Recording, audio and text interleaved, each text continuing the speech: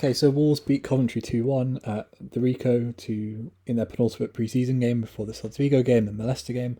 And this kind of felt like the most, at least based on Twitter anyway, when I was scrolling through the game, the most negativity came out in a weird way, mainly due to the Mosquera injury. And I think it was maybe a bit of a reality check in some ways. Obviously it was a weakened lineup because of this weird playing back-to-back games in 24 hours thing. Honestly, I didn't even realise the game was today. I thought it was middle of next week, um, which was a bit of a surprise. But I don't really see what the logic was in that, to be honest. I get that they want to push the players' kind of fitness and get them ready, but it felt like an odd decision in hindsight, obviously. Jesse Mosquera started the game pretty well and then went off injured with what looked like a hamstring injury. And it kind of felt like, to a lot of Wolves fans anyway, and look, I trust the club. I trust the club to make a few signings before the end of the window.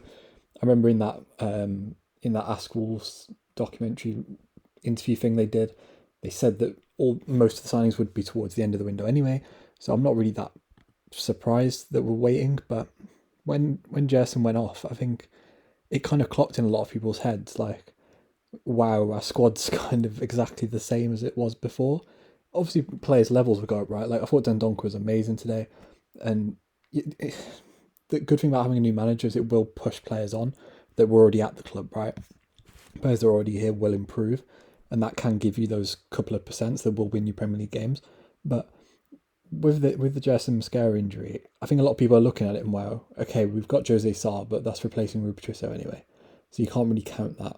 Aït-Nouri, great signing, but he was already here. Trincao, great signing, but it's kind of just replacing two injured players in Pedro Neto and Daniel Podence.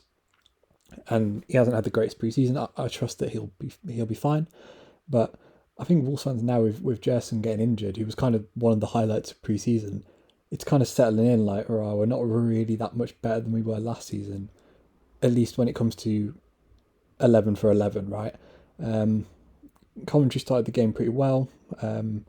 I thought there were good things to come out of the game. Obviously, Fabio Silva got his first goal. I think he needed that. I don't think he's had a particularly good pre-season, albeit he hasn't really started that often.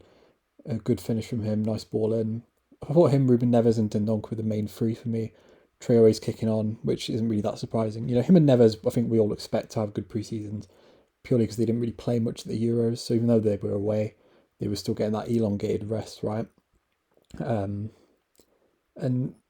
obviously Hugo Bueno went off as well, but that's kind of not in a disrespectful way, but Hugo Bueno's not going to play regularly anyway, so I don't think anyone was really that bothered when he went off, but it's a concern, we're kind of getting used to seeing regular injuries now, where we went for 3 years where that wasn't really the case, and again, I trust the club to make a couple of signings, but it's getting a little bit concerning on Wolves Twitter anyway.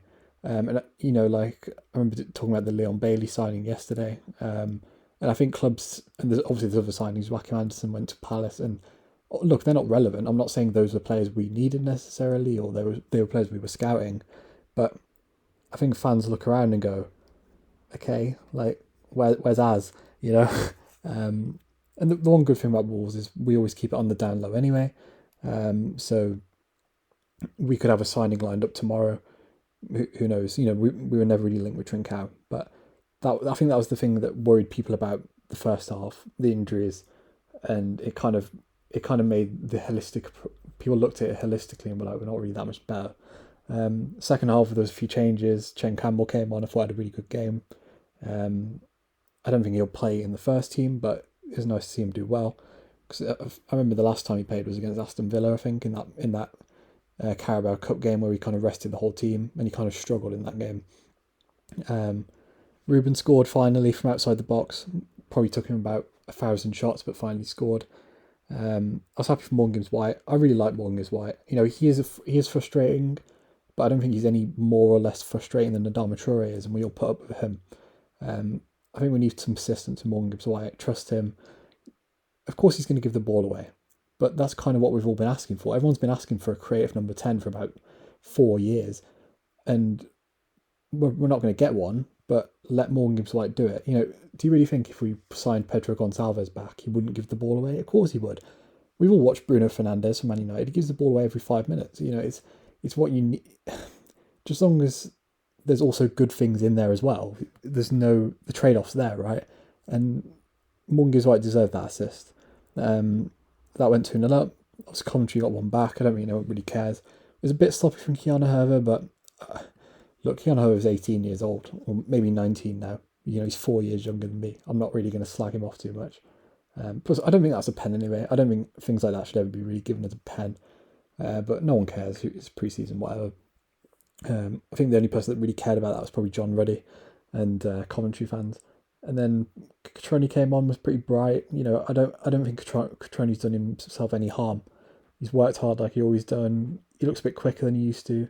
He's kind of, I think Wolves fans, I was doing those videos about like what striker, centre back, midfielder we should sign. I think Catroni's kind of won some Wolves fans over to be that third choice striker, just as long as I think Wolves fans would settle for not signing another striker and letting Catroni be the third choice striker, just as long as we got another centre back and another central midfielder. And that's credit to him, because Catroni's reputation was kind of on the floor. I think most Wolves fans would have accepted like a £2-3 million bid for him, whereas now I think he's earned his spot, and I think that's all you can ask for him. But yeah, I think the one takeaway from this game, need to start seeing probably two signings. The squad is big.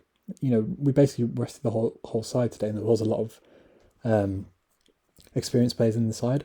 I just think get a couple of signings, bed them in, and hopefully Jerson and Willy Bolly's injuries are okay. Otherwise, it could be a bit worrying. But if you enjoyed the video, subscribe to the channel, like the video, and yeah, peace.